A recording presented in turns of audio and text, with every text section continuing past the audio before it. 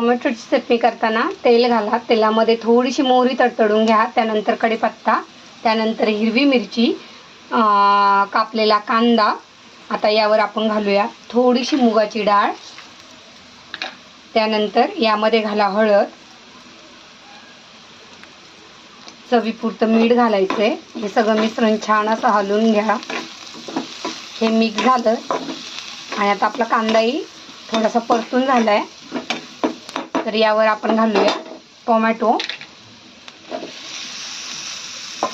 तेही छान मिक्स करून घेऊया आणि याच्यावर आता झाकण ठेवून थोडंसं मंद आचेवरती शिजवून घ्या.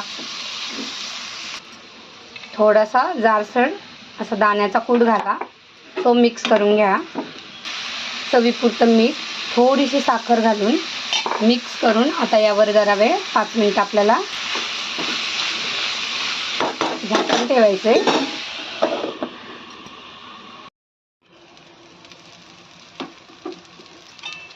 तर आता आपली टोमॅटोची चटणी मस्त शिजून रेडी झालेली आहे आणि आता आपण घालूया मस्त हिरवीगार कोथिंबीर. भरपूर कोथिंबीर घातली आणि आता छान मिक्स करून घ्या आणि गॅस बंद करा. आपली टोमॅटोची चटणी रेडी झालेली आहे.